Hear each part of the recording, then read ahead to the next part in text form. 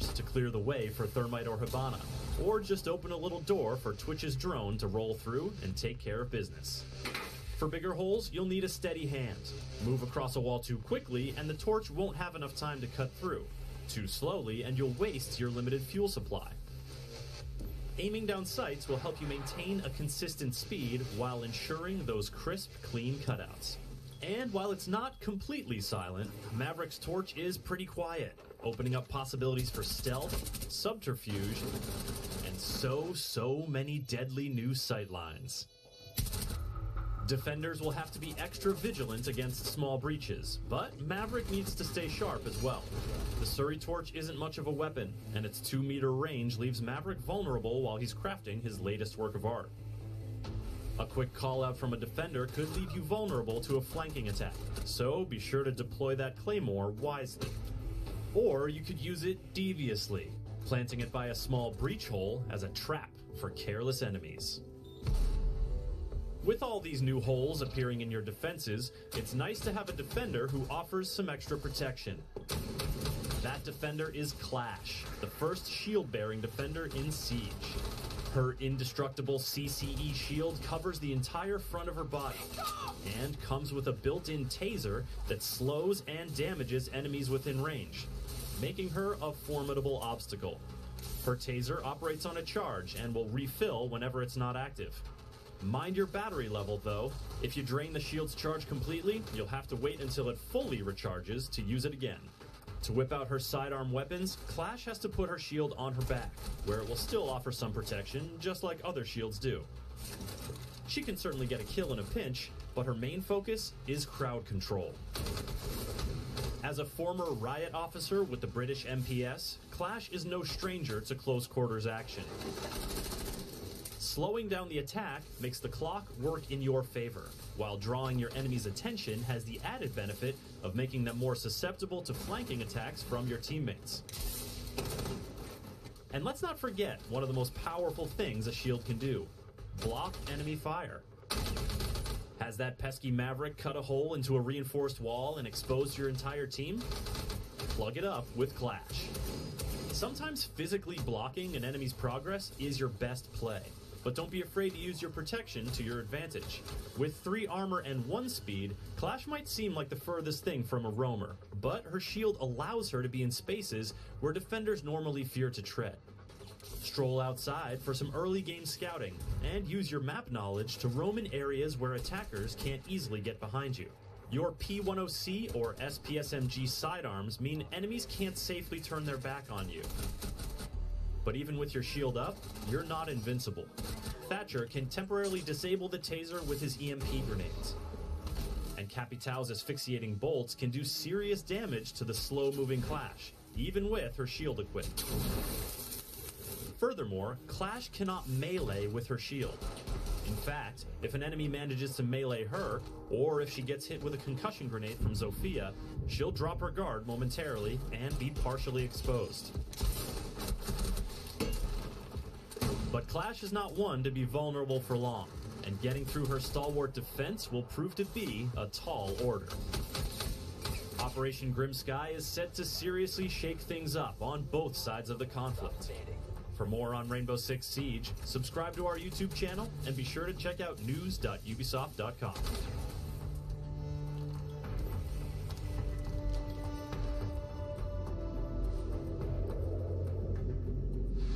And there it is. That's your first look at Clash and Maverick. And now I'd like to bring in Emilian Lomé, game designer on Rainbow Six. How you doing, man? I'm doing great, Justin. Thank you very much. You're going to be breaking down all the design reasons behind these two operators. But let's first break down who they are. Let's get to know Clash. Clash, who is she? Well, Clash is someone who believes to fight for the good cause. She puts team play above all else.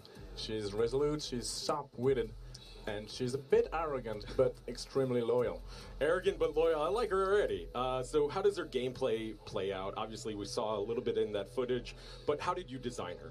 So the idea was indeed to bring a shielded defense, which might seem and sound terrifying, and that makes a lot of sense. Very scary.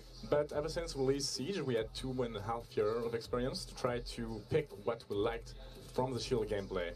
and adapt that to the notion of shield and defense. And that was a long process, but we think we found something interesting. So you took like what you liked the most from Montaigne and what you liked the most from Blitz, sort of married them together in Clash a little bit, yeah. Kind of that, and at the same time is like you have to both take what you like from a shield and also think it's a defense shield. It doesn't have to push the side, she just has to stand there and prevent them from pushing. So we focused the shield mostly on the defensive aspect, that was super key, on the team play aspect, but we removed a lot of elements of lethality. Amelia, this is our first defense operator with a shield. Why are we introducing this now to the game? Well, we definitely want to explore new areas of gameplay in every scene, like as much as we can, and expand on things that already exist, but also bring some new things, new fun things to play around. Clash in our situation was mostly we need someone who can bring a new way to play as a team, and definitely since she is very low lethality, she really needs a teammate to do the job with her. She needs to communicate a lot, and that's what we like about Clash. So you would describe her more as like a team play operator than anything else, right? Yes, definitely, above all else. Above all else, why is she so good at creating in team play situations?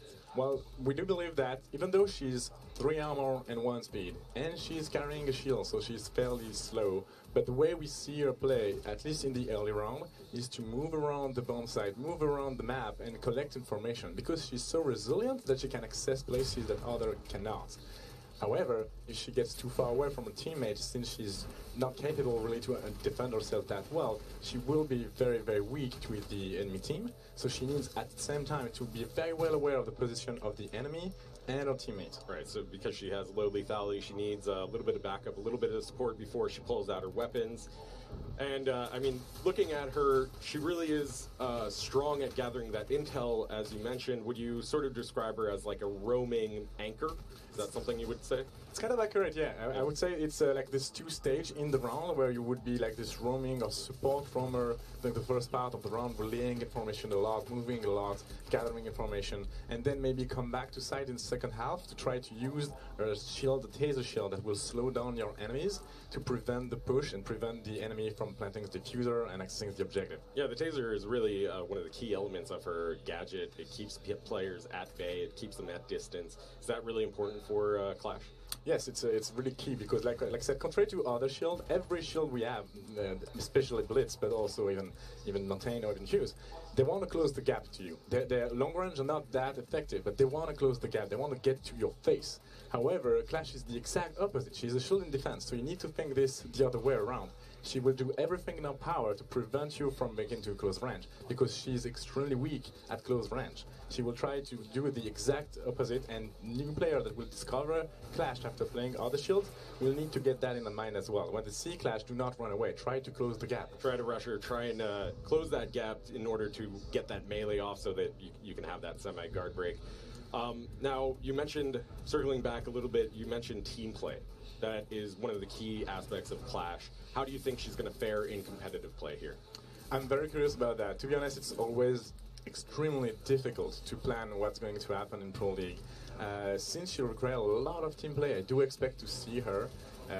It's a big sacrifice to bring Clash with you, because you do not lose the gun entirely, but almost. And if you do that, you need to make the most out of her capability, and that implies a lot of team play. So I do see her being used there as roaming, supporting the roamers, preventing access to the site, playing the time a lot, which is the most important resource in the game. Potentially that's where she's going to shine the most, because you are going to have that communication, that coordination between players, and have structured strategies around Clash where she's not only defending and blocking a site push, but she can push outside the map a little bit and gather that intel to the team, and then also provide a little strategy of maybe having a defender behind her in order to see through the shield, because that shield is see-through. That's the first see-through shield we're introducing.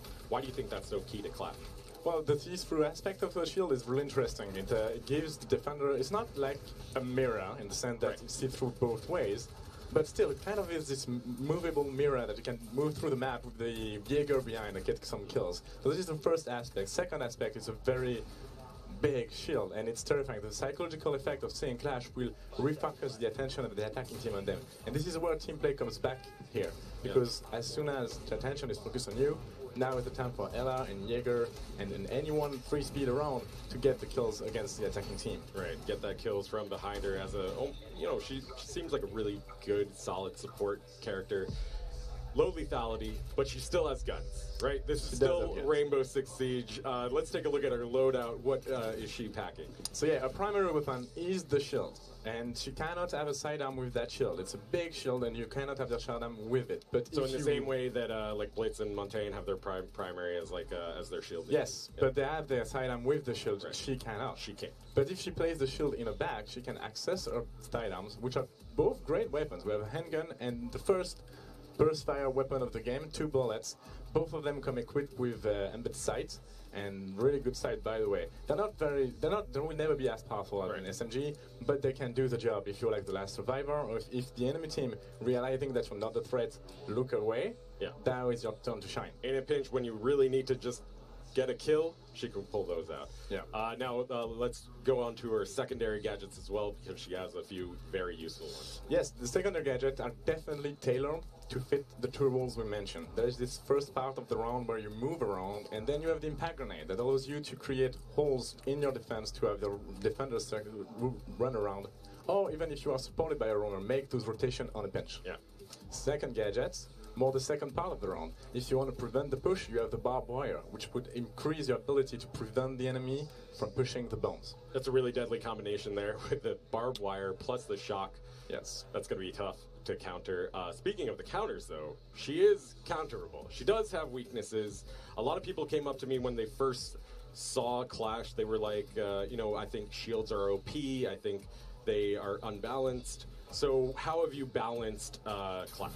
Well, she has, like, again, we had a learning in these 2.5 years of having Blitz running around and all, and now we think that we found some ways to have Clash being very interesting to play, but also not as frustrating to play against, and most of those counter comes from that.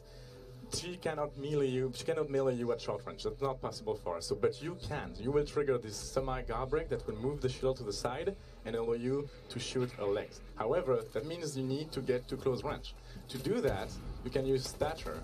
With Stature's EMP will disable the shield and allow you to bypass the taser part of the shield. Yeah, and we also saw Sophia, and we also saw Capitao as counters. Who do you think is the most, the strongest counter against Clash?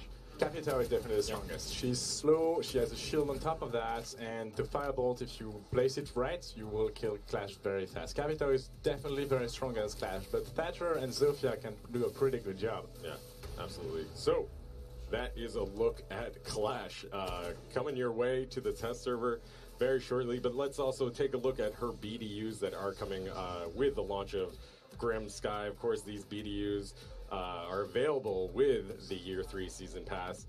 This is a head-to-toe customization, and they look really cool. They're sort of Grim Sky themed and Grim Sky colored, so it's super cool. Her art design is wonderful as well. I love her. She's very beautiful. She's really cool. Amazingly badass. Yeah. So you'll be able to play her tomorrow. Another person that you'll be able to play is Maverick.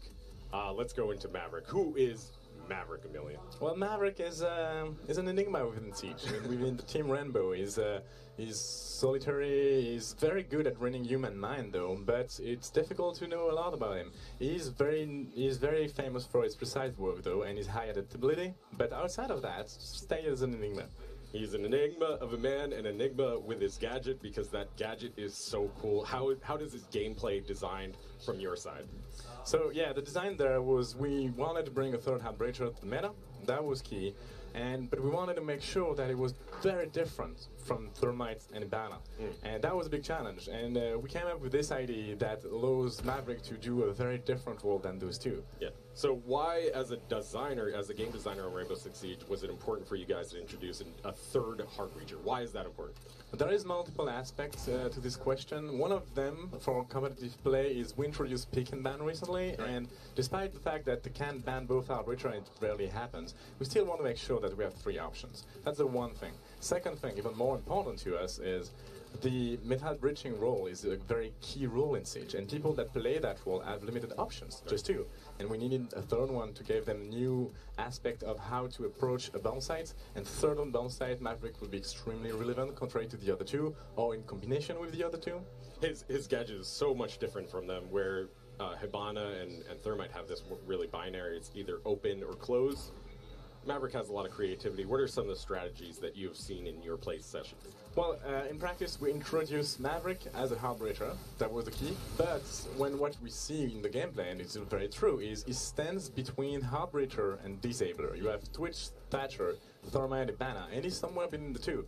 Because you can bring him as your main hard breacher and try to make small holes, or you can bring him with Thermite to destroy the banded battery, the new jammers, and you can use him with this specific role. Yeah.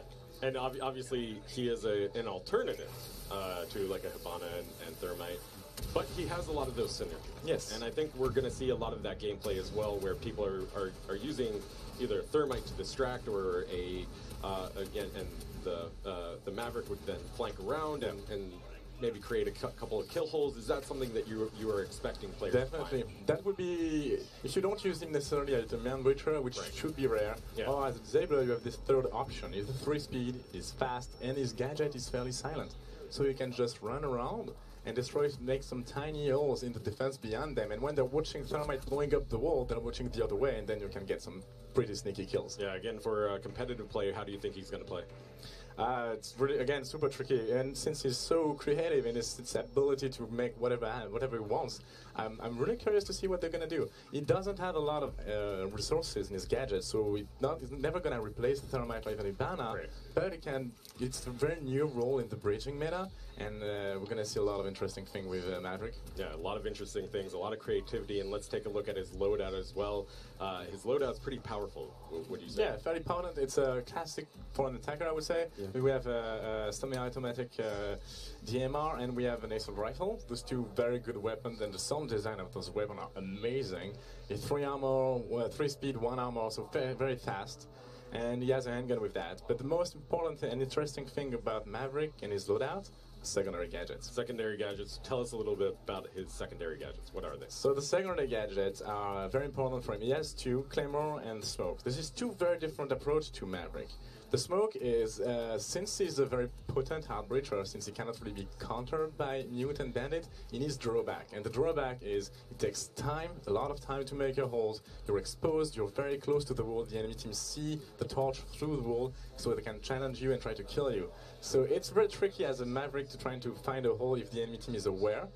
But you can use your smoke grenade. You make a tiny hole, toss a smoke grenade, hide most of it, and then you can finish the job. Or you can have someone peeking that hole, or like a glass peeking through the smoke. Yeah, a Blackbeard at the hole. A lot of options. Oh man, a Blackbeard. Yes. I didn't even think of that. That would be really key. I mean, and also, I mean, he's great counter against Mira as well, as we saw in that trailer where you can have a Twitch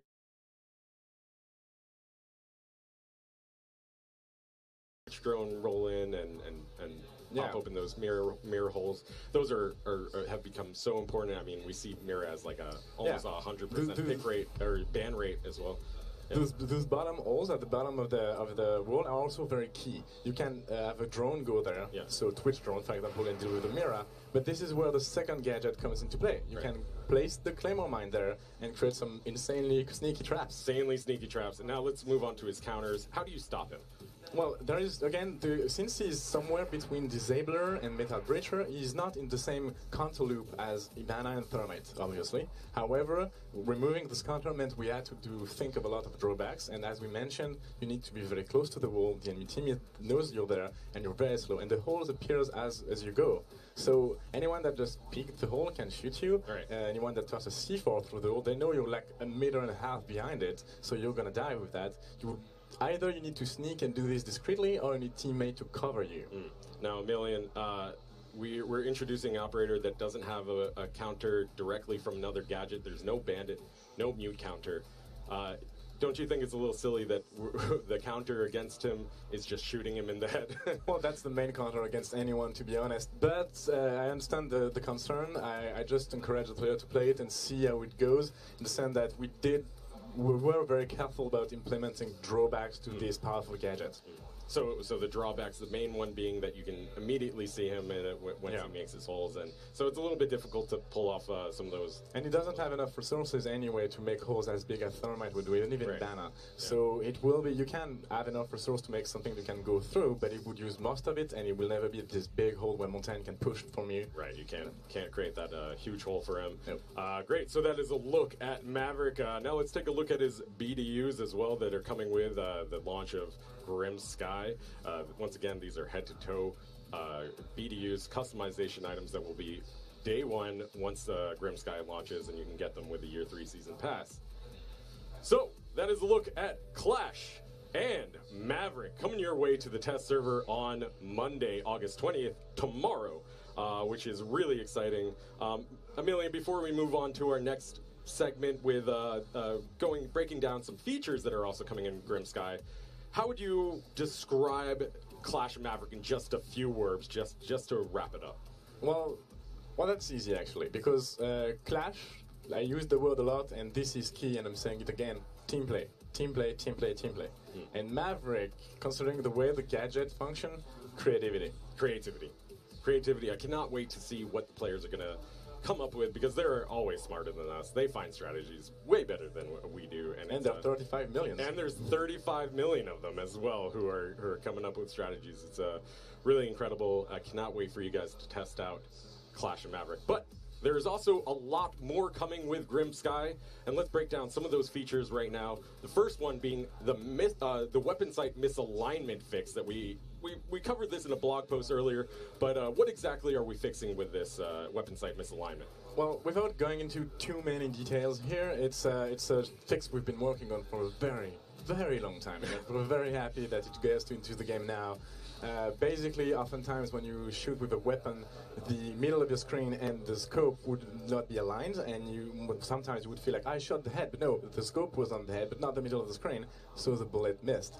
Now it's no longer the case. Every single moment in the rate of fire of your weapon, the center of the screen is aligned with the fucking weapon. The people are happy. The people are happy, Emilian. The people have spoken. Yes, finally. We're very happy about that. Yeah. So bottom line, though, the bullet will go where your reticle is pointing. Yes, that's this key part. It's like usually that was not happen all the time, and now it will be 100% the case. Yeah, and I gotta ask, this seems like a very important fix that we're introducing. Why did it take so long? It's tricky. The problem is, like, when we see that for the first time, like more than a year ago, we think, okay, let's try to find an easy fix to that. But there was none, and every fix we had to investigate meant going deep down into the systems we have in place in the core aspect of the game, and it was much more heavy and long than we'd expected, and it took a lot of time. We iterate also, we tried a few things that not necessarily worked. This version we're very proud of, and we're confident it will function. We saw a ton of recoil patterns on the test servers, so this definitely took a process. But it's finally coming with Grim Sky. Yes, finally. Yeah, also coming with Grim Sky is the new idle pick. So streamers no longer have to play as recruit when they run away to the bathroom or are getting another drink or whatever. I always see that on stream, and I'm really excited about this change where it'll automatically select a random operator once if you don't select an operator. So yes, that's it's a comfort of life, quality of life. Pick. It happened to every one of us. Yeah. It happened always, and that's really comfortable. The interesting aspect of that is it came from a different feature. It came because we needed that for pick and ban, because there's no recruit in pick and ban. And playing pick and ban, you're like, yeah, but that's cool. Let's just bring this right away into rank and then casual in the rest of the game. So this is how those big features that I might have meant for different purposes end up just joining the rest of the game. Yeah, absolutely. Now, we have the map Rework, but we also have a map buff as well. Jeremy, tell us about the map buff. Well, everyone knows and loves Consulate, right? Oh, we all love it. Well, we've gone through and we've reworked Consulate. You'll see the before and afters here. We've gone through, redone the art. We've gone through, added another bomb site to the map, and we've gone through and looked at the most important thing, which was the early kills and the spawn peaks, and it looks absolutely amazing. Yeah, the crowd is reacting right now. What do you think? Why do you think it was really important to do these tweaks, these map buffs? Oh, they really do like the map. They do like it. The importance of doing it was the main thing was adding a fourth bomb, so it makes... let them clap. They're clapping away. They're cheering. Man. No, our team in Montreal should be super proud because they did a superb job yet again. But adding a fourth bomb into the map was actually one of the key things we wanted to do, because 4 bombs equals more fun. It also makes the map an awful lot more viable for ranked and pro play. Yeah, it was removed from competitive play, and this is one of the reasons why. Or was it? Maybe? I don't know. Well, It was. I know a lot of people have been complaining about it because of some of these issues that you're fixing, but But one of the aspects we had in mind as well when we released Pick and Ban is we introduced a rotation to 3 bomb sites, and we removed map that didn't have a 4th one. Right. However, Consulate was too good to be removed, and those guys just catch our own problem with very well. And now we have a problem. there you go. So we added a 4th bomb site to make it more viable and more competitive. Yeah. So now it's super fun. Now it's better. It's prettier. A few things have moved around a little bit, but it's like a comfy pair of slippers. You're like, don't be scared. It's still the same map. It's perfectly fine, but it plays better, it looks better, and it's absolutely superb. Yeah, absolutely. Now, another feature that we just introduced because of Maverick is the new hatch destruction rework. Millian, tell us a little bit about why you guys introduced this. Well, that's also a thing we had in mind a very long time ago. When we released Ibana, it felt not right that hatch was binary, that hatch would be destroyed or not, and that's it. So what we wanted to do for a while, and that now Maverick allows us to do, is this semi-destruction. That means that if you want to destroy a hatch with thermite, no problem, always work. Thermite will always blow the hatch, but Habana, you'll need 6 pellets, exactly. You need your 6 pellets. It doesn't sound like a big difference, but if a roamer is around and gets a few shots on your pellets, then you need to use another of your resources to get the hatch done. Yeah, or you can have Maverick come by and finish the job. Exactly. Maverick can come by and finish the job. If it deals enough damage to the hatch, it will be destroyed also. So he can deal with hatch as well, but he can also make those sneaky holes and kill people below. Now we've outlined a lot of these features on our blog, rainbow6.com. We also have a ton more coming with Grim Sky, including 2-factor authentication for ranked. We want you guys to protect your accounts, protect those accounts from hackers. So activate 2-factor authentication on your accounts.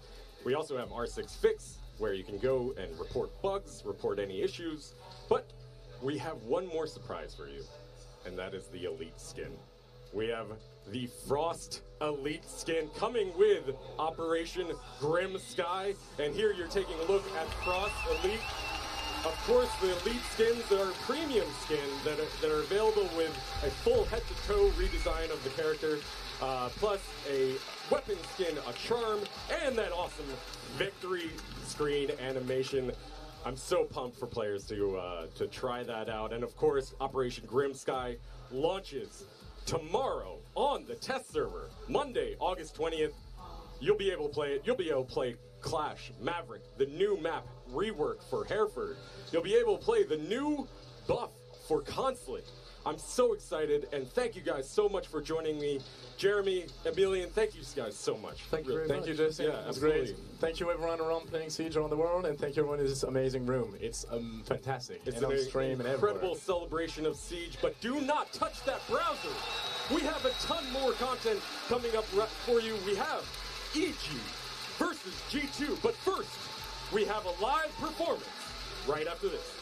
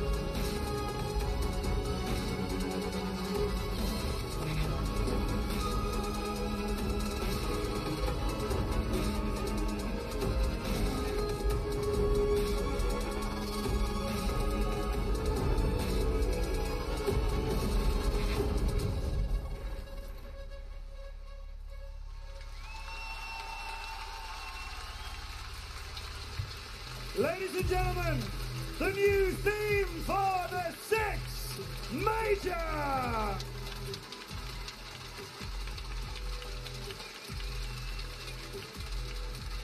Live here from our final day of the 6 Major in Paris. Thank you to all of our musicians for that incredible performance. That is the new theme for the Majors. Remember, this is just the first. There'll be a 6 Major every year, but before we wrap this one up, we have the contest of contests to look forward to. We know these teams. We know these players. We know that this match always delivers. It tends to always deliver in one direction. Around me are fans of all teams. So many here from Paris and around the world. Have you enjoyed yourselves at the 6 Major?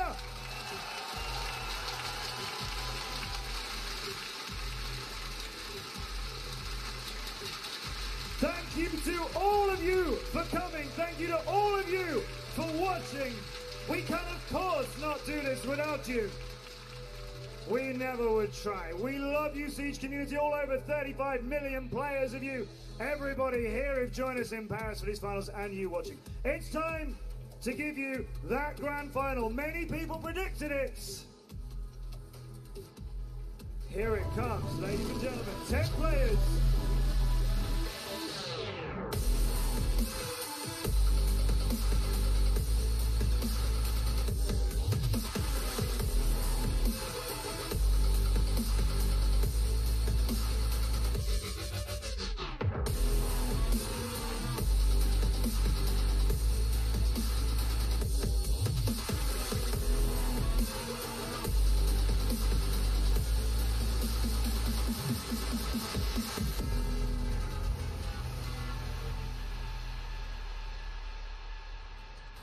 live here at the 6th Major in Paris.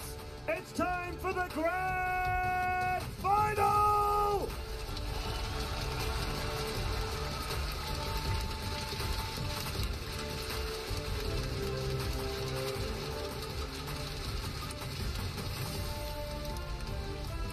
Two teams, as I say, we know so well. Two teams have given us so